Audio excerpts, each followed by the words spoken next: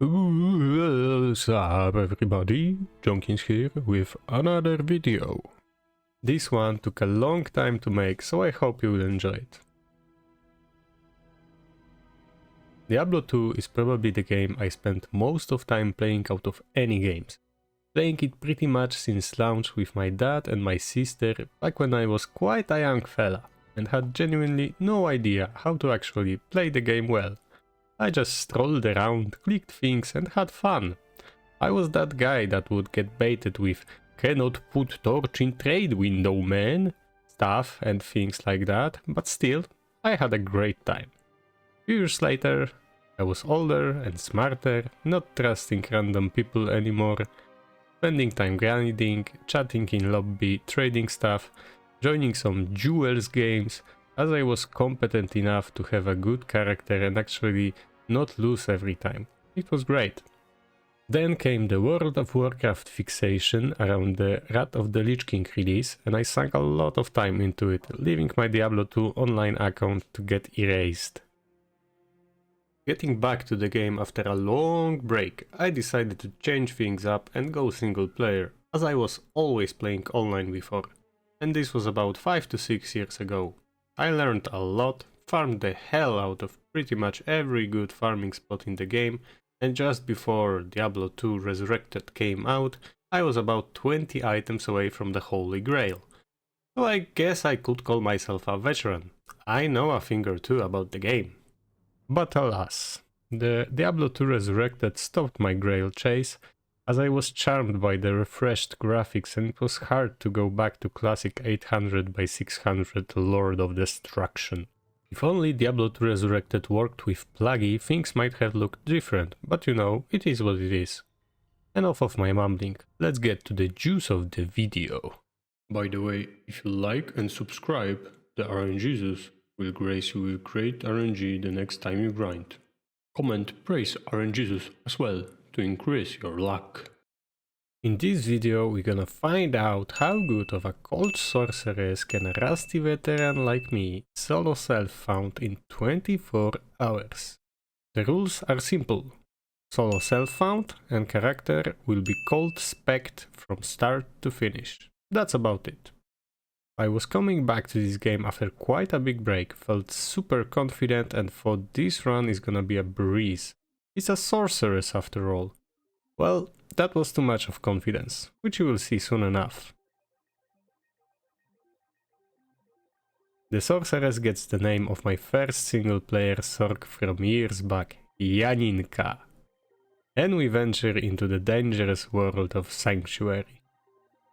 Nothing special at the start, of course. Run to the den, put down the portal, go Cold Plains, waypoint, go back to town, do the den like a good player would. Probably the only good speedrunny thing dude did on this run. Getting that frozen bolt, dreaming about getting that juicy level 30 quickly so we can destroy everything with frozen orb. I thought normal will take me no more than 3 hours. Oh boy, was I wrong. Plan for the build was simple. Max that frozen bolt as it has very low mana cost which doesn't scale with levels. Not like the rest of cold spells. Then getting glacial spike and the most broken skill, the teleport. Once we hit level 18, then just get to 30, max frozen orb and cold mastery and it would be a GG till late stage of hell. Things were going fine, saved Kane, got to Countess to farm out runes for the amazing entry rune ward, Stealth, and that was the first place that this pointy little spike of frost was showing why it's not a best starter skill for a Sorc. Lowish damage and of course no AoE of any sort, just single target hitting each mob, and when density got higher and mobs stronger, things were taking a bit too long for my liking. Hence I got another amazing Sorc skill, Static Field. But quickly found out that it wasn't that amazing to use, the range on level 1 is very small, so I had to put myself in danger when using it. Coupling this with Frost Nova was a good idea, but still character wasn't too strong, out of mana all the time and with my rust still thick, Lots of skill issued deaths happened before I got those stealth runes. Countess also trolled me with one kill without any runes dropping. No matter, on the next run the stealth was ready and I went forth towards facing the Act 1 boss, Andariel. Getting there was slow and a little bit painful, but the boss fight itself wasn't that bad. Static field on normal is broken. I used some antidotes to boost up my poison res, and Ice Bolt Chill allowed me to kite her without any problems. Fuck me, these mana issues.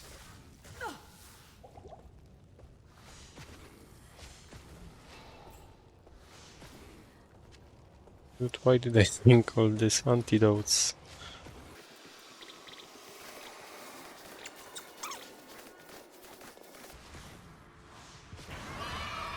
Ooh, we did it. This in my mind was act of getting powerful and strong. We will get stealth, level 18, the teleport, some AoE finally, so the mindset was good. And we were doing somewhat fine actually, with enough levels invested into the Frozen Bolt. Cold Bolt, dude. I wrote the whole script with the Frozen Bolt in it's a Cold Bolt! The damage wasn't too bad, just the clear was non-existent. So yeah, slow and steady to level 18. And then, right before fighting Radamant, the first loot highlight of this run. Fight the Vulture for some reason. So you probably don't... Ooh, 10 FCR ring.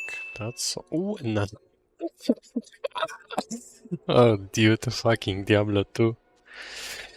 That's the moments that this game shines. That was a joyous moment indeed. We got the cube, then rushed straight to the Lost City, as I wasn't going to go through the most hated dungeon in the game without the teleport for obvious reasons. Still, Claw Viper Temple was also quite deadly, and without teleport I got myself into a pickle with a lead pack on level 2 entrance.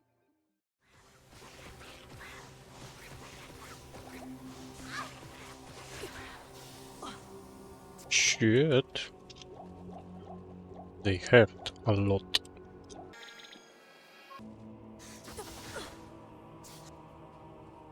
Fuck me.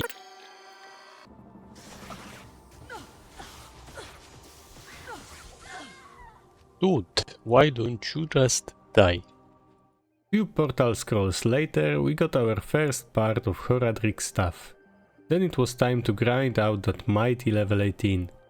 Went for classical Beetle Burst farm.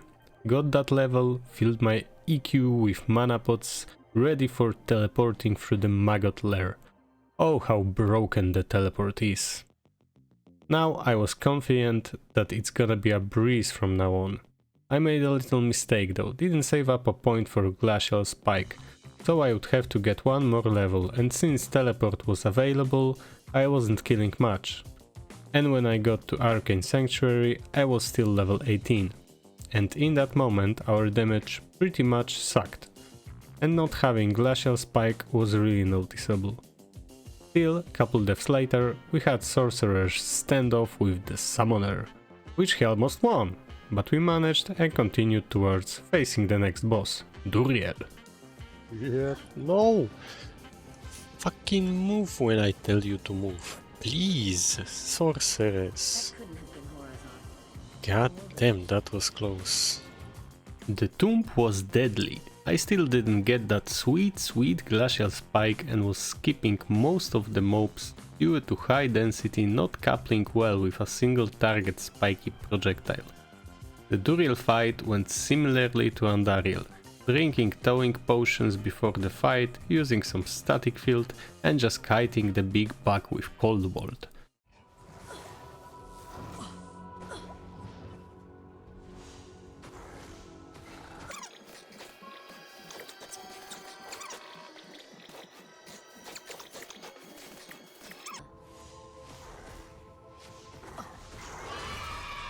Well done.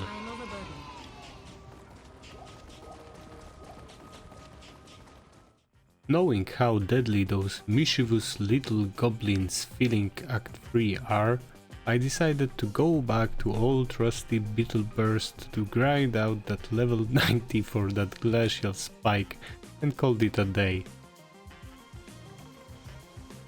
Nice. Nice. That's all I wanted for today. Now the real challenge begins. Next day I was confident and ready to slam the shit out of normal difficulty. And, well, Act 3 slapped me back. I teleported into mob packs too many times, wanting to finish this act quickly made me struggle. We got the first organ for Kalim's flail and continued. Glacial Spike did help a lot, but it didn't stop flayers from sniping me with their goddamn blowpipes, shamans burning down with their breath, and me teleporting in places I shouldn't TP to. Many deaths, resets, portal scrolls and walks later, we got through to the nicer zones, starting with Lower Kurast. I proceeded to get Lamb Essence Tome, get Travincal Waypoint, and then go back to the sewers for the organ. Things were going well. I guess little goblin MFers shook me up and I managed to lose some of that rust. I felt I was playing better, the muscle memory started to come back. Killed the council without much issues and then realized I missed the flare dungeon part of the quest. Hey, what did I forget? Kalim Brain in Flyer Dungeon. Oh my god, dude. So I had to go back, just a little hiccup along the way. Dealt with the problem quickly and went back to crash the orb and get to the next boss, Mephisto. Not much to talk about here. Static Field made the fight quick and easy, also farmed this guy 1,000 of times in the past, so dodging his spells didn't require me to use my brain too much.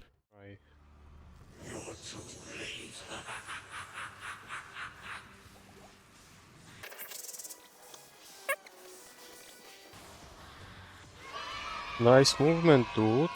Mephisto shall no longer darken our souls with hatred. Finally, no skill issue detected. For a little bit. Before going to Act 4, I decided to try out if Travincal or Meph could be the places to get some more levels. But after trying out, I thought it's not worth the time investment seeing as we just finished Act 3 and the whole thing took us already more than 4 hours. A quick act. Get that usual skill points, rush to the river, get the hammer and some crappy rune, and kill Diablo. We didn't have much damage, but it didn't matter.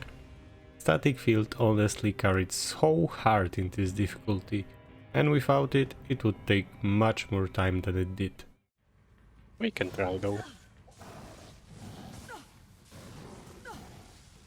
Static Field, another super up skill. Yeah, but the ice split doesn't do anything.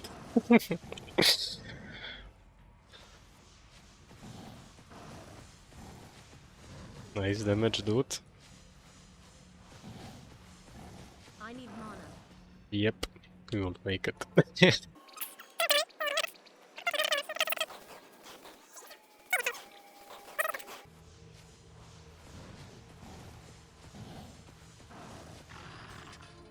Yeah, mission complete. We killed Izual and proceeded to River of Flame, where another loot highlight happened. A white crystal sword. You may ask, what's so good about a white crystal sword dropped in the River of Flame normal difficulty? Well, I'll tell you what. It's just the right item level that when you give it to Larzuk to smash some sockets into, you will always get 4 sockets. And that's a base for the biggest early carry item you can get, the Spirit. With that godly drop, we continued, got the hammer, acquired actually a very useful rune, Ort, and went off to challenge Diablo himself. The Chaos Sanctuary wasn't too hard. Mobs are usually nicely bunched up, which allows Glacial Spike to do the job very efficiently. Dealt with the Diablo like previous bosses, it was easy peasy. EP on him. Not enough mana.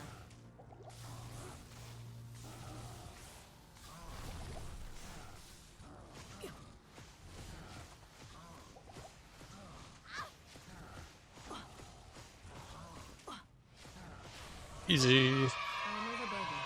I am overburdened. Easy game. He dropped a quite nice pair of gloves, with resists and some MF. Good stuff. Now was the time the build really gets going, if we get to level 30 at least. And the thing that worried me right now was that exact thing, the XP. We weren't getting too much of it as we were too low level, 23, for the zones. Having that in mind, I still wanted to check out another old trusty early farm, the Eldritch, by the first A5 waypoint. Well, I checked, the XP sucked, so I had to figure out another way to get that few more levels before XP would start flowing in A5. What I decided to do was to farm ruined temples in Act 3, and I honestly think it was a very good decision. Runs were quick, and the temples with their tight doorways allowed me to bunch up mobs in a nice way so that Glacial Spike would kill them easily. Grinded a level, checked the Eldritch farm again, XP still sucked, but I was confident that once we hit level 25 it's gonna be fine. So I decided to rush through the act, get that juicy All-Res scroll for saving Anya, and get that one more level by killing Ancients. For that though, some upgrades. Used Larzuk quest reward to get that 4-socket CS, and I saved some big guys to get the runes for Ancient's Pledge, which would help a lot with our resistances later on. I had a 3-socket kite shield from earlier, so everything was ready. I checked up the recipe on the interwebs to not screw up, and I screwed up. Ancient's Pledge. Ral Ortal. Ral Ortal in this one. Yes. I fucked up. Good job, Janek. Good job. Raltal. Oh my fucking god.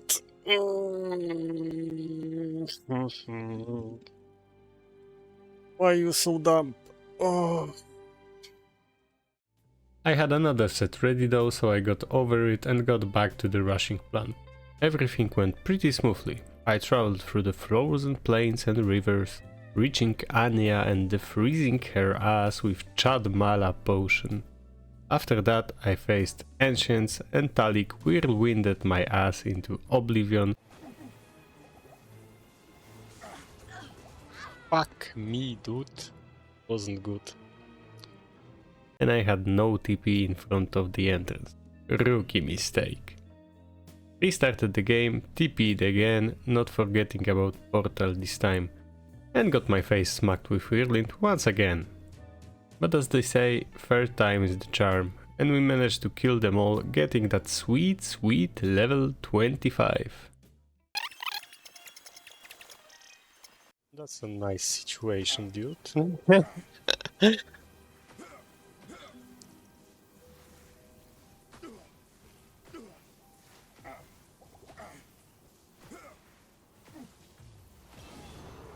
Nice.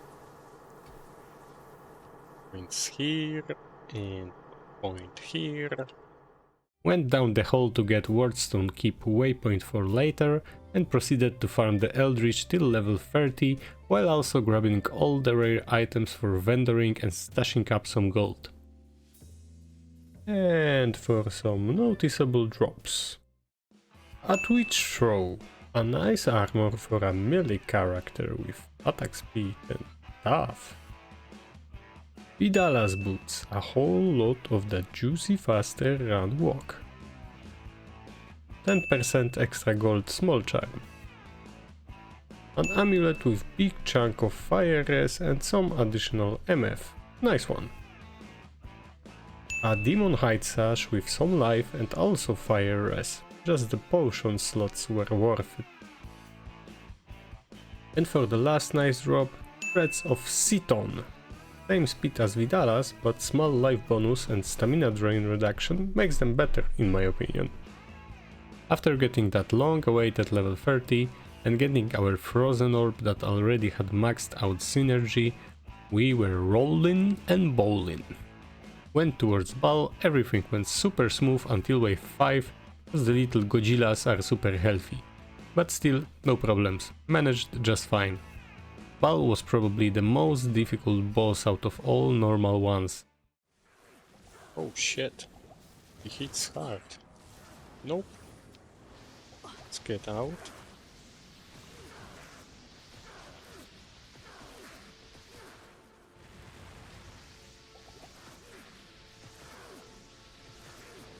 My brothers will not have died in vain.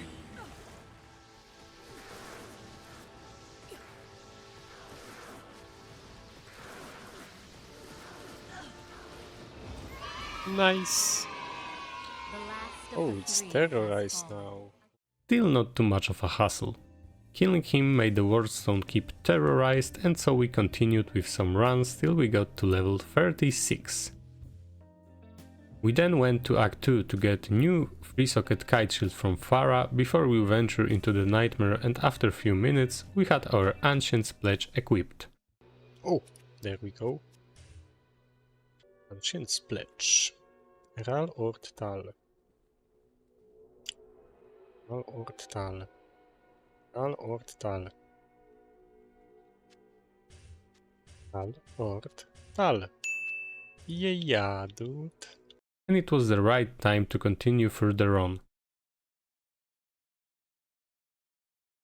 To the nightmare we go with 17.5 hours remaining. As most of you probably know, the middle difficulty level is kinda lame. Not too hard really, and your character is usually in a good spot with the power. The frozen orb surely was, so I'll try to keep this chapter shorter. Did the den, got some waypoints, grabbed the scroll to save Kane, and also a loot highlight, another nice Res MF gloves. Continued with counters to get the last missing rune for the spirit in our pretty crystal sword. The tool rune, or 2 ores to cube it out. Few runs later we had those ores to cube and stack those little stones into the sockets. Ort Tool. Talthul Ort Amn. Talthul Ort Amn. Talthul Ort Amn. 30 FCR spirit came out, not bad. With this, the stealth rune award and 2 FCR rings, we reached the 9 FPS FCR breakpoint, which made us quite fast and happy. With that said, we rushed through the game with no problems whatsoever, finishing the day 2 in Act 3 with 16 hours and 38 minutes remaining. The next day started with a nice drop, 30 FRW, 22 MF Greaves from Spider Cavern.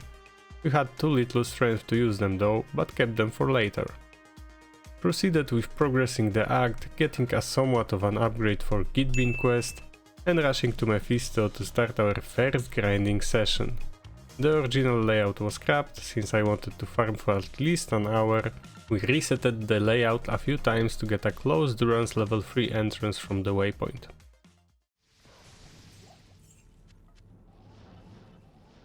Hey, I guess that's acceptable.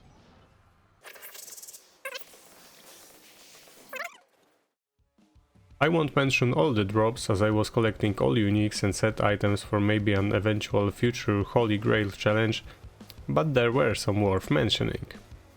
Plus 1 Mastery Skiller, Suicide Branch, Mother's Blessed Circle, first unique ring of the run, Manalt Hill. Lem! Oh, dude! That was actually great. That's actually fucking fantastic. We have the most rare rune for for the treachery, which is amazing. Oh, dude, that lamp. Is this the call to stop messing?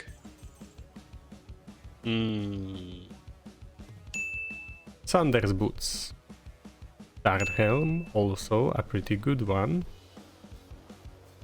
X-Fire, and the last Mephisto run. Then we go quick Isual, quick Hellforge, and quick CS, and then quick Anya, and quick ancients and quick ball runs till 60. Not gonna lie, I was mostly counting on dropping Viper Magi and he dropped a lot of magic serpent skins pumping me with Hopium. But Lem rune for Treachery and the Tarnhelm was enough to justify the 1 hour 20 minutes of grind. With that finished, we continued with the Act 4, killing Izual, getting to the Forge and receiving a Dol rune. Clearing Chaos Sanctuary, we had to hire some help though. Gulzar reporting for duty. He received 2 Huanin's set pieces I collected while mething and some random helmet with resistances. I thought he's gonna do well even on Hell Stars with that shiny gear. We managed to clear out Chaos Sanctuary and Diablo Godzilla breathed us both to our demise. A little too confident this time. I came back alone, finished the job, and he dropped a decent pair of shoes. 10 FRW, a little bit of light res and 20 MF. Rushing through Act 5 now, nothing really interesting happening, but Trash Socket dropped Huanin's helmet for Gulzart, which was nice I guess. We saved Anya and proceeded to kill the Ancients. Madauk spawned Cold Immune, so it was a great occasion to check out how strong Gulzar Huanin is. Let the duel commence! Here we go. Go, Gulzar, go, go!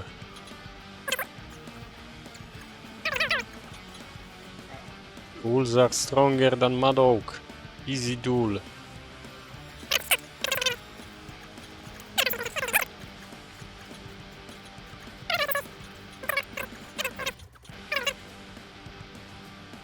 Yeah, Gulzar strong. With Gulzar happy with the outcome, we went forth to kill Baal and unlock the last difficulty. It went smooth until Lister. He had Cold Immune, so another duel was in order. Gulzar got smashed once, but came out victorious on the second try and we killed Baal pretty easily. With that done, a repeat from normal difficulty was in order, some ball runs for level up and maybe some sort of nice drop. And a very nice drop we got. Oh, ha ha ha, ha ha ha. Ooh, that's nice. See, that's why I farmed all those Mephistos earlier. I felt that entropy rising. Oh yeah, dude. Give me a nice roll. 32, that's not a bad roll, dude. Oh, hell yeah. Hell yeah. Another interesting drop, although not useful at all, a second skiller, Barbarian Mastery. Same as the first one. Even the same skin! Run Baal a few more times till we get level 60. And onward we go, to the hell! This was the time of first real trial for Huanin Gulzar, clearing the cold immunes in the den. Well, he didn't manage too well. With that sorted out, we skipped the den and continued further. A moment later we encounter Rakanishu, and what a surprise, he dropped a Tal Rasha's mask, which is a great helmet for mercenary early with big life leech boost, all res and some life. We proceeded to rescue Kane and famous cold immune 3-head Woodfizz fisted our face straight out of the game. That was the moment I felt hell properly. Still, a little bit of tryharding later, we got the scroll, rescued Kane and went on to progress the act.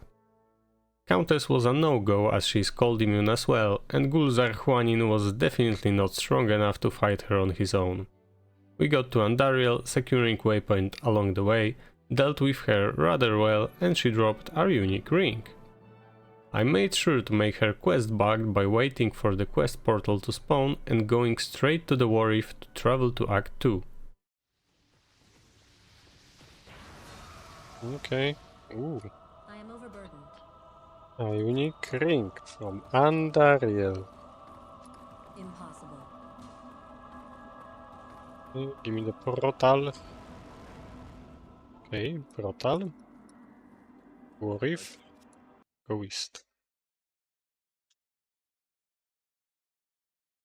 The ring was Carrion Wind, Not the best for a Sorc, but still not a common drop, so I was happy. The second act isn't too bad when it comes to cold immunes, so I felt quite confident we will deal with it quickly. Radamant fight went pretty well. We got a nice pathing through the desert to reach Far Oasis quickly, grabbed the waypoint and continued towards Lost City. Did a quick ancient tunnels just to try out the current character power. It was okay, let's say farmable in case we want to do so. The Viper Temple is a problem with cold skills though, so I pretty much just TP'd to second level, telekinesised the altar, took the Ami and got the F out of there.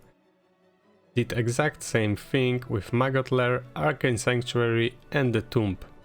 Duriel was not a problem whatsoever and we get to A3 quickly.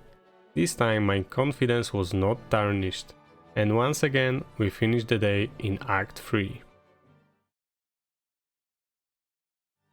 As we had some grinding done, my stash was completely full, so I googled for some solution, and there it was, a Lamuji, a mod presented by legendary D2 player Mr. Lama. Along with the mod launcher with the Vault application, it made cleaning out the stash tabs easy. I recommend. One thing I screwed up though. I unknowingly increased my Horadric cube and inventory space. I did not want this change to happen. The Horadric cube was just glitched, so it was more of a problem than any sort of upgrade.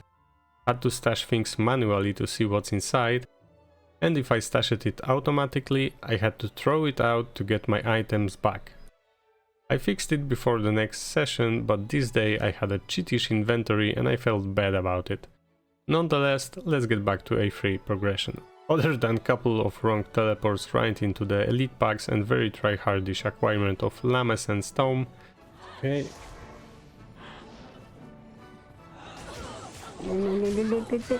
Oh, I got it. I got the book. Everything went pretty smoothly, just as killing Mephisto. Yeah, the damage is fine actually, better than expected. Like Nightmare, lol. Exactly the same. Pretty much. Mephisto shall no And longer give me darken our that soul. shit. We went straight for the Act 4. Basically at this point the plan in my head was to finish campaign as fast as I can and go for Hell Cows to get a base for Treachery and a decent Mer's weapon. Either Obedience, which I still needed some runes for and which cows would probably drop, or an Insight if we get a 4-socket base. I had the runes for that. All the way to the Hellforge, things were going well, skipping cold immunes, killing elites that can be killed, visual was a cakewalk, Hellforge was very nice. Lul. I'm not looking good. Mal! CTA incoming, just give me But then it was time for Chaos Sanctuary, and I knew we will encounter some tough cold immune guys, and I was totally right. I cleaned as much as I could, but there were still 2 Seals elites with cold immune. The mercenary help was required. As I gained quite a few levels without Gulzar Juanin, he was released from his duty, and Emilio took his spot. The legendary Emilio we all know and love. I thought that with Tal's mask he will do fine with bunch of life leech and stuff, so I went to farm some ancient tunnels with him to get to that level 66. As I didn't want to reset the game and clear whole Chaos Sanctuary again and just ancient tunnels weren't enough, we ventured to the canals and the XP was pretty good. Emilio wasn't even dying too much, which sprouted a tiny bit of confidence that we can actually finish that CS run. Emilio's first kill. Took a while, but he managed. Confidence not yet buried. But yeah, the elites weren't that cooperative and Oblivion Knights around the whole place, keeping all the nasty curses up on our duo didn't help. Basically, Emilio's damage wasn't enough to break through Elite's life regen. So I dumped the idea and decided to farm some upgrades.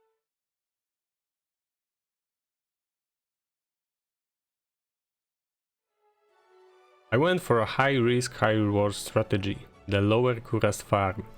You can get a lot of good things there, but just as well, if RNGesus isn't too happy, you can just lose time, which in our case wouldn't be too good.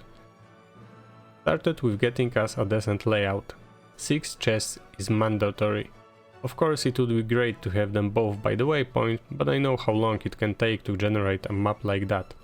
So I obliged with the first layout with 6 chests that we got. Started with farming on players 3 difficulty. First noticeable drop, a white monarch from the mobs. That's a potential base for a spirit. A few more runs later, not seeing any low mid runes, I decided to make things harder by switching to player 7. Just to get as much loot as possible. Gonna be risky. Without getting anything decent apart from a few somewhat useful charms and gems, I switched up difficulty again, to players 5, as in the past I tend to have best results right there. With no good RNG whatsoever, I decided to roll the dice and cube the sockets on a white monarch we got earlier.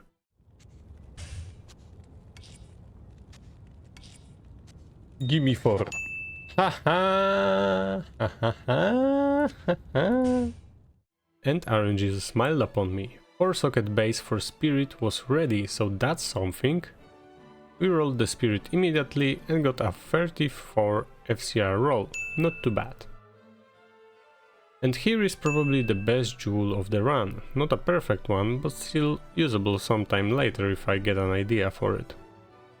We kept on farming, idea was to do the runs until we have 11 hours remaining, and then, 3 minutes before the end, a very surprising drop. A 4 socket cryptic axe for inside from a weapon rack. Rest of the runs didn't bring anything decent, so in summary the highlights were for sure the spirit and inside bases. Funny how you come for runes and get bases instead, but I digress. Other than that, some perfect gems, a 6MF small charm and some low runes. I didn't get what I expect, but the bases were probably worth the time. Another decent farm completed. With that done, we had to get a couple more levels for Emilio to equip our brand new cryptic axe, so we went ancient tunnels while also hoping for any kind of 3 socket armor for treachery to complete our mercenary for now. We didn't get anything except for XP, tough luck. Now with Emilio having a pretty decent weapon, we went for the den. I was sure it's gonna be fine, and god damn you RNGesus. Corpse Fire rolled physical immune and stone skin. GG for Emilio. He wasn't scratching him at all. I also forgot to start the timer after a quick snack break, but I fixed it after the stream. Calculations were made, don't worry. We resetted the game, went to the den again, and this time Emilio cleared all the cold immunes and we got the skill point and reset. And yes, I had skill resets from previous difficulties, but I didn't want to reset map layouts for now. With that done, I went to Akara to grace me with a respec. Went for the Blizzard now, as it scales much better later into the game, and also we could get our strength up to equip the Monarch, and +2 skills make the difference indeed. We also reached the next and probably the last FCR breakpoint to aim for, 105 FCR, 8 FPS cast time. We were quick, Blizzard was strong, and Emilio was poking nice damage with a shtick. We were ready for finishing the hell.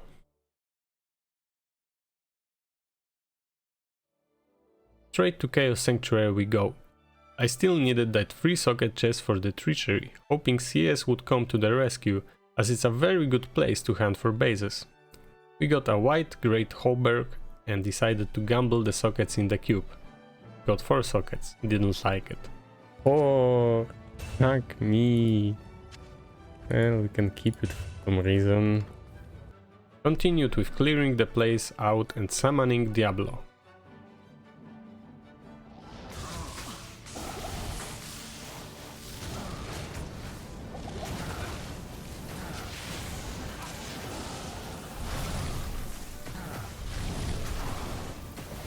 GG.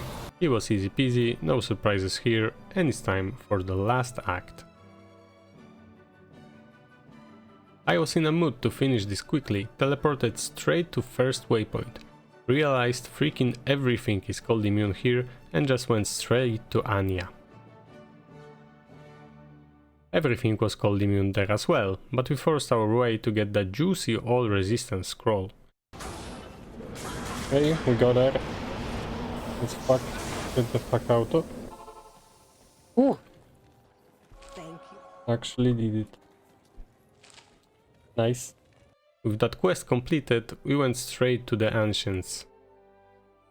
Talik ripped our faces with his whirlwind yet again, but this time I had the waypoint, so I just reset it and went for it again. And Talik did his thing again. Skill issue, but excuses, you know. I fished Ancients so there would be only one cold immune guy, believing in Emilio to match Juanin Gulzar's previous achievements in battle. Cue the hell duel, Emilio versus Korlik. Time for the duel. Korlik versus Emilio. Let's go. Yeah, Emilio is doing fine. I feel like I won't have to use any potion.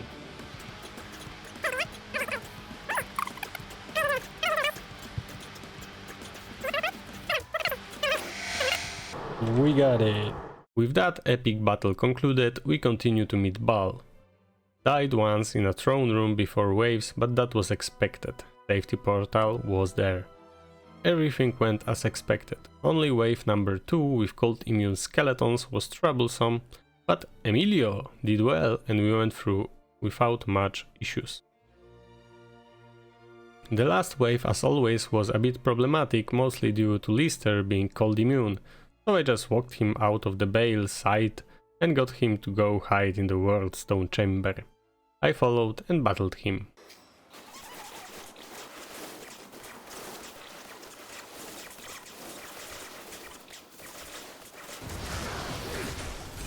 Easy, and that's a Verdungo. Three has fallen. With me winning, of course. First Hellball dropped a unique mesh belt. I was convinced it was a Verdungo, but I was wrong, it was Gloomstrap. Still, not too bad of an item. To finish the day, we went for Celebration of Hell completion in Secret Skulls level, counting for some bases for that tasty treachery for Emilio. We dropped a white Wormhide, and just like the last time, went for a Cube Gamba. And just like the last time, we received 4 sockets. Damn dude. Continued with the cows, got a 3-socket breastplate and decided it's enough. I know some of you may be mad about me throwing a precious runes for an SSF run in such a low base for a mercenary, but defense is not what matters here. As the codes showed me, killing Emilio with Fate with no issues, but come on, we are low level and stuff, codes hit hard, it's gonna be better. Lol. And that was the end of another day of this run. With 9 hours and 40 minutes left, it's pretty much a grindfest to the finish. We start off with a classic, Hell Mephisto runs. And about farming Mephisto on Hell, did you know that in the back of the arena there is a chest with same drop pool as famous lower class chests? If you didn't know, now you do. Open that chest every time you go there. You may get lucky someday. At this moment we had around 140 MF, so not too much, but not too bad either. Overall the runs went decently, although Emilio had a lot of deaths. I don't know what's the thing with bossing with mercs. The damage they receive is just so inconsistent. Sometimes Emilio would tank a whole fight and other times he would get free hitted to heavens. I considered running solo, but one very good thing about running with Mercenary, at least when I'm not teleporting like crazy to make him survive, he keeps the boss in place, which is a big thing for a Blizzard Sorc, and speeds up the killing time by a noticeable margin. As with Nightmare Farm, I collected all random uniques and set items for the eventual Holy Grail collection, and there was a lot of drops this day, but let me list the highlights for this part of the grindfest. Saracen's Chance. A nice amulet with hefty amount of resistance because it's nicely rolled. Also the Iron Maiden proc sometimes dealt a noticeable amount of damage. This one gets equipped. Mage Fists. A classical caster gloves. FCR is great and mana regen is not bad either. Not equipping those for now, as our current gloves have a decent amount of precious MF and we were fine with FCR breakpoint. Bone Hue, sadly not ethereal, and for now Emilio will stay with his cryptic axe inside. 49% magic finds chance guards, a very good drop for us, boosting our MF to around 160. Snow Clash, a great belt for maximizing that blizzard damage, gets equipped.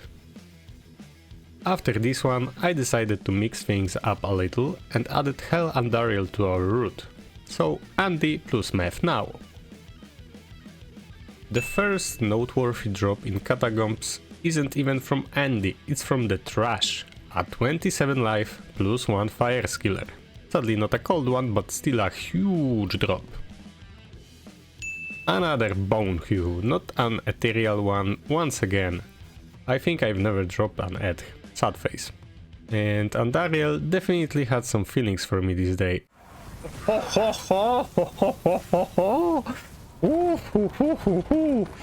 An from the fucking Andariel? Dude, what is this? CTA possible, this run. Holy shit. An rune. That's an amazing drop. With Mal from Hellforge earlier, we are basically an east away from a call to arms rune world. And that's a hell of a boost for any character. If you wonder, the unique Ami was Nakazan, nothing special. A Gilam's Face and Thunder God's Vigor, not really rare, but I like those items and both will be most likely used by my future characters. A very decent pair of rare boots, high double res and very good MF, gets equipped even though it lacks the faster run walk. For those stats, I can deal with it. A Jalal's Mane. Again, not a very rare drop and surely not for us, but it's just a good item to have for later. To break the boss rushing monotony a little, and since the tree strum got terrorized, I decided to add it to our current Andy Meth loop. Mostly for some XP, but also just trying out terrorized zones. I'm a freshman in those. And what do you know, there was a highlight worthy drop. A 20 life, 26 attack rating small charm. One more stat and it would be a truly godly drop. Still kept in inventory for that precious 20 life. Dracula's Grasp, a great pair of gloves for our future single player Uber killer, potentially. And finally, some decent unique for our Sorc, a gold wrap belt. 30% MF is a chunky amount, we quickly gave it an upgrade in the cube to have all the potion slots and equipped it. Now we are around 190 MF. Another unique Ami from Andariel. This time though, a much better one, a High Lord's Wrath. Great necklace for any sort of melee car. The only one with all skills plus attack speed, not even mentioning the Deadly Strike, a truly great item. I remember that acquiring this one on my previous single player adventure took a long time, so I'm very happy with this drop even though our Sorc has no use for it. And that was the last drop of the day. We are left with 5 hours and 38 minutes to get some nice things for ourselves. Well, I'm gonna be honest here guys, I was quite stressed about this one. I had many ideas what to do to maximize the potential of character growth, and many ideas seemed good, but I had to have some luck for things to combo together to allow me for some other things to farm. Currently our sorcerers isn't in a bad spot. We got 2 spirits, a highly rolled Viper Magi, a Tarnhelm, Gold Wrap, Chance Guards, Saracen's Amulet on our neck, and still one magic FCR ring back from Act 2 normal, and another rare one that had just 4 life regen along FCR, and we are around 190 MF. Emilio had his Treachery, non-ed Cryptic Axe inside, and Tal's Mask. Pretty decent starter gear overall. We also had a Mal and an just an east short of CTA, which would be a huge boost for me and Emilio. So what could be the best potential upgrades with somewhat of a good chance to drop? First of all, a legendary and most wanted, for a good reason, Shaco. Plus 2 skills, life, mana, damage reduction and a big chunk of MF. There is no better cap for a farming character, no doubt. And drop chances aren't that bad, we dropped a lot of rarer items already. The place to farm this would be Mephisto and Andariel on Hell. Second thing I saw probability of getting, and I knew it would make our duo stronger, Ethereal 5-socket Treasure or a regular Ethereal Cryptic Axe. Larzu could make 5 sockets, as this is max amount in this case, and we would have an awesome base for obedience. This would allow us to farm Bale, Hail Sanctuary and the Countess pretty comfortably, as Emilia would deal a huge amount of damage. There was one but. Even though we already dropped a high rune, I still didn't see a single Cow or Fall, which were the runes required for this weapon to happen. Place to farm for those things, Hell Cows or Ancient Tunnels. Third thing, the Oculus. I have to admit, I hate that random teleport proc, but still, it's a very powerful wand. Plus 3 Sorc skills, 30 FCR, 20% all res, and whopping 50% MF. Not a bad trade-off indeed. The only alternative was Heart of the Oak rune ward, but my confidence in dropping a Vex and Pull in the time span we have were non-existent. So the Oculus was the way. Along with the first position on this list, Meph and Andy were the bosses to farm. Those were the 3 big things that would boost us considerably and seemed like pretty reasonable things to aim for.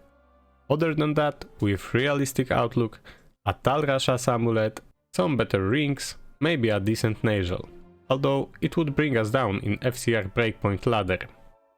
Maybe a ghoul to boost our MF level for farming time, War Travelers could also be a nice drop. They wouldn't increase our sorcerer's power though, just a bit of faster run walk and MF boost. They would have to be highly rolled to be worth of switching to over our nice rare pair.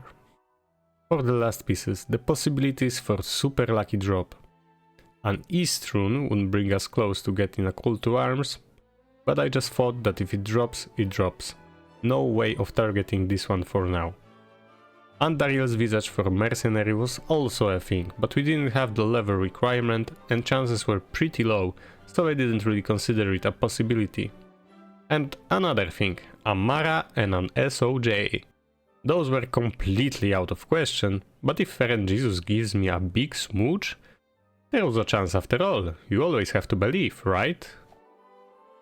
So, with plans woven, possibilities and ways drawn in my head, and whole evening secured for the grindfest, we started the last day of the challenge. Hopeful, but afraid. Confident, but unsure of the outcome. That's the way of the RNG. Straight to Mephisto we go. A 6 magic finds small charm from the lower cuirass chest behind Meph. Almost an hour in today, and that's the first useful thing we get. A serpent skinned armor, another viper magi. Would be great if we didn't have one already. And it rolled very poorly, just 23 all res. On reaching 4 hours remaining, I started to seriously doubt our chances of getting anything today. Decided that if Mephisto wasn't willing to give us anything nice, we should try other place out. To the secret cow level we go! Lizard Sorceress isn't a best character to farm cows, and I felt that. I was also a little bit tilted after almost 2 hours of pretty fruitless Mephisto spam, and my playstyle was showing this. I teleported straight into Hands of Death from the monster cows quite a few times. Runs were taking a long time, more than 5 minutes per one, but I still had hope that maybe, just maybe, we can at least get that pure ethereal cryptic axe and be much closer to one of the main planned upgrades. 15 minutes later, the cow level got terrorized, and oh boy! I thought it may be a sign for great drops. But a big fat nope! We didn't get a single thing out of the cow level, not a base, not a unique, no useful rare, not even a rune higher than a goddamn Amn. I know, it's Diablo 2, the RNG really needs to get your way to have some drop, but to not get a single item out of quite many that can drop and are pretty common was kinda depressing. With 2 hours and 50 minutes to go, I tried out Bail Run just to see how me and Emilio are going to manage. It went fine, but was it efficient? Hell nah. With not much time remaining, I decided that this classical Andariel plus Mephisto combo was probably the most likely to give us something, so I went for it. A Ravenfrost. Welp, that's something I guess. Didn't use it cause you would get our FCR breakpoint lowered. To me it wasn't worth it. But still, it's a very good item in general, just for this cannot be frozen affix and cold absorb. If you are a melee char, every single affix on this ring is good for you. After a whole hour, a useful drop finally, Vampire Gaze for Emilio. To be honest, it's not that much of an upgrade without a proper jewel to put inside, but it was an upgrade over Tal's mask. Alas, it didn't change Emilio's death rate to be honest. And that was the only real upgrade that we got in this session so far. I didn't have much hope knowing how much time remains, so it was not a surprise really, but yeah, I was kinda sad when I thought that this run could end like that, with none of the items I hoped for dropping. With that feeling and 1 hour and 70 minutes remaining, I decided to give chances to Ancient Tunnels. Anything could drop there, so maybe, just maybe, we can get something nice. A few runs in, a rare drop did happen. Headhunter's Glory. Quite useless, but at least it was a very rare drop. Couple runs later, a 5-socket Superior Phase Blade. A great base for a Grief. This did not benefit our run in any way, but still it's a good base to have for the future. And another useful base dropped, a 5-socket Great Poleaxe. As far as I remember, it's a very good base for barbarians. In this run, once again, useless. If not for a very bad luck with that damned Fallen Core, which I still didn't spot even once, I would put an Obedience in it, cause it would out DPS the Cryptic Axe inside that Emilio had. But clearly that was not meant to happen. And it wouldn't really change much with no time to farm the content that powerful mercenary unlocks. With 10 minutes remaining, I decided to give last shot to a few Meth plus Andy runs with that last tiny bit of hope remaining. And something we did get, along with Emilio's revive bill. Valkyrie Wing, a cool item for 0MF Java to hunt for bases in co-level. And that was the last noticeable drop in the time I gave myself for this challenge.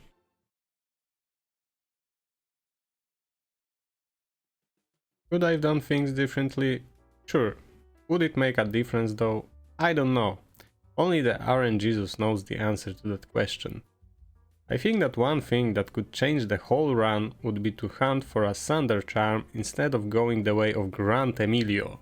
I didn't put much attention to Terror Zones, but again, it's all RNG. If I wouldn't get a Thunder Charm at all, that could be a bigger time waste than the things we did. Also, Terror Zones in areas full of cold immunes before getting the charm would make me get that mercenary gear, so it might just not matter at all. And even if I did get it, with that huge minus cold resistance for character, there could have been many more deaths and time wastes. Maybe I should have been doing just the Mephisto and Andy for this whole time, not even finishing Hell. I also wouldn't need a mercenary at all for it. But that isn't the way I play. And on this channel I want to make sure that the number one thing to strive for in games is to have fun and play the way you want to play. I wanted that character to be powerful, to be able to tackle any content in the game if I feel like it. And after all, Janinka with Emilio surely can do that. Maybe not in the fast and optimal way, but still, we cleared Hell and we got ourselves a very good starting farmer for the future. Playing better, more efficiently, not dying that much, not wasting so much time on progressing normal, doing a prep run before the challenge and getting that rust off my hands earlier. Those all would help, but the idea was born, the rules were set, and I wanted to play some Diablo. So that's how it went, and I had fun doing it. Even with that last session being so uneventful, with Omrune dropping from Andariel the previous day, I felt that RNG was in fact in balance. It was a hell of a lot of luck to get that thing. It didn't give us any power in this run, but sure enough, I'll get that CTA very soon. With all that said, I think it's time to finish this story. It's long and probably boring, but I did my best to produce this piece and I hope you enjoyed at least a tiny bit. Or maybe it made you fall asleep quickly. For a guy who has trouble falling asleep, I would consider that a success. If you had any of those, please show me some support by liking this video, subscribing or leaving a comment. Also, consider following my Twitch channel linked in the description. I'm going to be recording all the future runs there, so you can join me for a long ride. Thanks for watching, I hope I'll see you all awesome people in the next one, and may RNGesus smile upon you.